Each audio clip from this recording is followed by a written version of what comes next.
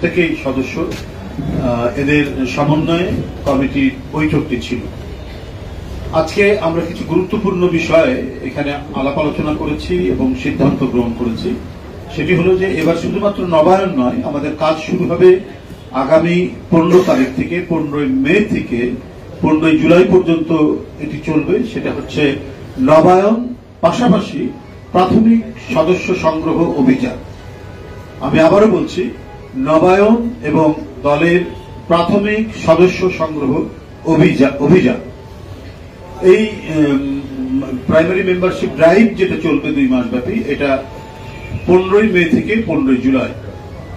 বন্ধুরা আমার, এটিকে বাস্তবায়ন করার জন্য এবং দ্রুতগতিতে দেশব্যাপী আমাদের যে টার্গেট, আমরা টার্গেট করছি প্রায় 1 কোটির অধিক আমরা এবারে প্রাইমারি মেম্বার অর্থাৎ প্রাথমিক সদস্য সংগ্রহ আমরা করব ইনশাল্লাহ। তো সেই ক্ষেত্রে আমাদের যে কেন্দ্রীয় যে সাব কমিটিটা এখানে কাজ করছেন, বিশেষ কমিটিটা এখানে কাজ করছেন, তারা এ বিষয়ে গুরুত্বপূর্ণ ভূমিকা রাখবেন বলে আমরা আশা রাখি। আপনারা জানেন যে বিগত আওয়ামী ফ্যাসিবাদী যে সময় গেছে, যে দুঃসময় গেছে, সেই দুঃসময়ে স্বাভাবিকভাবে কোন রাজনৈতিক কার্যক্রম করা যায়নি। আপনারা দেখেছেন প্রায় দিনের পর দিন তারা প্রায় আমাদের এই দলীয় কার্যালয়ে আক্রমণ করেছে।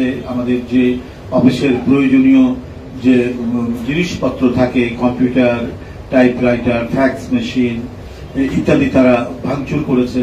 এইভাবে দেশে একটি গণতন্ত্র প্রতিষ্ঠা এবং গণতন্ত্রের জন্য যে প্রতিষ্ঠানগুলো গড়ে ওঠে, বিশেষ করে পলিটিক্যাল পার্টিও তো একটা প্রতিষ্ঠান। পলিটিক্যাল পার্টি একটি সুষ্ঠু নিয়ম শৃঙ্খলার মধ্যে দিয়ে গড়ে ওঠে। সেই নিয়ম শৃঙ্খলাকে একেবারে পর্যুদস্ত করার জন্য এবং একচ্ছত্র একদলীয় দুঃশাসনকে কায়েম রাখার জন্য তারা বিরোধী দলগুলোর উপর মুহুর্মুহু আক্রমণ করেছে। দলীয় কার্যালয় কতবার যে তারা ভাঙচুর করেছে, থেকে তছনছ করেছে, আমাদের অফিসের ভেতরকার কম্পিউটার, বিভিন্ন দলিল, ফাইল সব রাস্তার মধ্যে ফেলে দিয়েছে।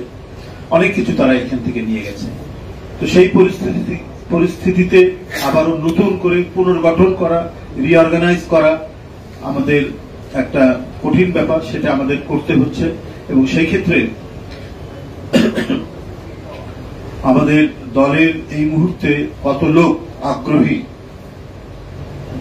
বিএনপি করার জন্য, সেটাও আমরা এই নতুন সদস্য সংগ্রহ যে অভিযান চলবে সেই অভিযানের মধ্যে আমরা সেটি জানতে পারব। আপনারা জানেন যে জাতীয়তাবাদী শক্তির প্রতি মানুষের যে আশা আকাঙ্ক্ষা অত্যন্ত বেশি। তারা জাতীয়তাবাদের পতাকা তলে নিজের একটা ছায়া খুঁজে। স্বৈরাচারী আমলে অনেকেই দলের মেম্বার হওয়ার চেষ্টা করেও ভয় পেত যে আমি মেম্বার হওয়ার পর আমার বাসায় পুলিশ হানা দেয় কিনা, রাত্রে তার বাড়ি রেড করে কিনা, গ্রেফতার করে নিয়ে যায় কিনা, এরকম অনেকেই হয়েছে। আপনার কর্মকর্তা ছিলেন সরকারের অথবা গুরুত্বপূর্ণ কোন চাকুরিতে তিনি ছিলেন, এই সমস্ত ব্যক্তিরা বা কোন গভর্নমেন্ট কলেজের প্রিন্সিপাল, তিনি এই দলীয় কার্যালয়ে এসছেন মেম্বার হওয়ার জন্য। তা আমি বলেছি তার পরের দিন আসুন, কিন্তু ভয় আর তা আসতে পারেন। তারপরের দিন হয়তো রাস্তার মধ্যেই গোয়েন্দা সংস্থার তো আপনার গলিতে গলিতে গলিতে গলিতে মাইক্রোবাস নিয়ে অপেক্ষা করছে, ফলো করতে কারা ঢুকছে কারা বেরোচ্ছে। এমনকি আমাদের এই কার্যালয়ের সামনে সব সার্বক্ষণিক সিসি ক্যামেরা দিয়ে দেখছি কে আসতে। তো এইভাবে রাস্তার মধ্যে হুমকি দিত কোন বরেণ্য ব্যক্তি, সমাজের মধ্যে সমাজে যাদের অত্যন্ত সুনাম আছে এই ধরনের ব্যক্তিরাও আমাদের মেম্বার হওয়ার জন্য আসতো। মানে এত প্রতিকূলতার মধ্যেও তারা আসতো, এসে অনেকে মেম্বার হয়েছে, অনেকে ভয় পেয়ে আসতেন না। তো এখন মনে হয় সেই পরিস্থিতিটা নেই। আমরা আশা করি আমাদের যে কমিটি এখানে কাজ করছে তারা দিনরাত কাজ করে আমাদের প্রাথমিক সদস্য সংগ্রহ অভিযানকে সফল করবেন। নবায়নের এই যে কাজ সেটাকেও তারা সফল করতে পারবেন। সেই উদ্দেশ্যে আমরা মনে করছি যে বিভিন্ন বিভাগীয় যে শহর, সেখানে আমরা খুব বড় করে জাঁকজমক করে না হলেও আমরা একটা উদ্বোধনী অনুষ্ঠান করার চেষ্টা করব এবং উদ্বোধনী অনুষ্ঠানের মধ্যে দিয়ে সেখানে কাজ শুরু হবে। এক্ষেত্রে আমাদের কেন্দ্রীয় টিম তো সার্বক্ষণিক মনিটর করবে। আমাদের যে বিভাগীয় সাংগঠনিক সম্পাদকদের যে টিম আছে, অর্থাৎ সাংগঠনিক সম্পাদক, সহ সাংগঠনিক সম্পাদক বৃন্দ, তারা এই কর্মসূচিটা সার্বক্ষণিক তত্ত্বাবধান করার জন্য, পর্যবেক্ষণ করার জন্য তারা প্রতিনিয়ত সেখানে কাজ করে যাবে।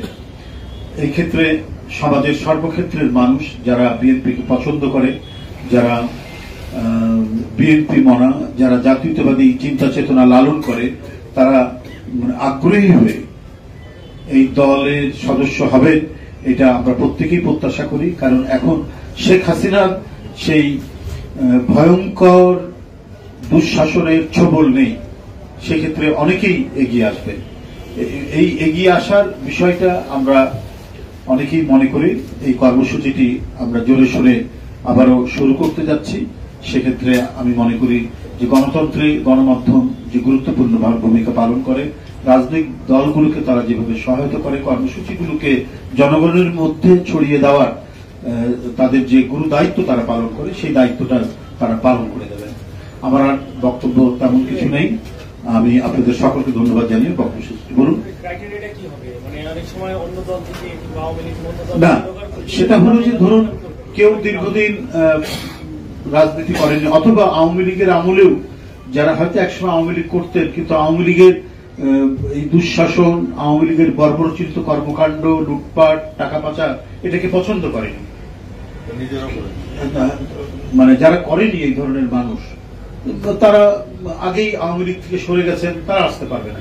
এছাড়াও আমরা চাচ্ছি যে সমাজে যারা ফ্রেশ মানুষ, একজন ভদ্রলোক হয়তো রিটায়ার্ড করেছে, তিনি অন্তরে লালন করেন, একজন শিক্ষক হতে পারেন, একজন গভর্নমেন্ট অফিসার হতে পারেন, একজন ব্যাংকার হতে পারেন, একজন এনজিও কর্মী কর্মকর্তা হতে পারেন, সেটা একজন কৃষক হতে পারেন, একজন শ্রমিক হতে পারেন। এরা এখানে এই ক্ষেত্রে কোনো ক্রাইটেরিয়া নাই, তিনি আমাদের যে আদর্শ সেটা বিশ্বাস করেন কিনা।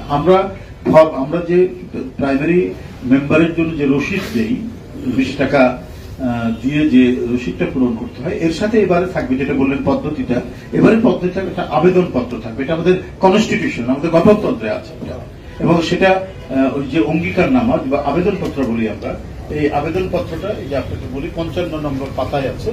আমরা এবারে যারা প্রাইমারি মেম্বার হবেন, প্রাথমিক সদস্য যারা হবেন, তাদেরকে এই ফর্মটা পূরণ করতে হবে। এই ফর্মটা পূরণ করে তারা রসিদ নিয়ে তারা যাবেন। তারপর সেরকম হলে আমরা যাচাই বাছাই করবো। এটা আরো উদ্ধত নেতৃত্ব, আমাদের দলের সম্মানিত ভারপ্রাপ্ত চেয়ারম্যান, পার্টির মহাসচিব, ওনারা এই বিষয়ে আরো পরবর্তী কোন নির্দেশ যোগ করতে হলে তারা দেবেন, সেটাকেও আমরা এর মধ্যে নিব। কোন পরামর্শ থাকলে সেটাকে আমরা নিয়ে আমরা করব। তো এটা তো থাকবেই, যাচাই বাছাই তো নিশ্চয়ই থাকতে হবে। কারণ কোন দোসররা এলাকায় সন্ত্রাসী করেছে, জমি দখল করেছে, টাকা পাচার করেছে, তারা তো নানাভাবেই ঢুকে পড়ার চেষ্টা করবে। সেটাকে তাতে খুব শক্তভাবে তাদেরকে এড়িয়ে গিয়ে একবারে ফ্রেশ মানুষ, সমাজের যাদের সুনাম আছে, এলাকার মধ্যে সবাই যাদেরকে ভদ্রলোক বলে জানে, এরা যাতে আমাদের সদস্য হতে যাতে কোনো ধরনের বাধা না পায়, আমরা সেটাই টার্গেট করব।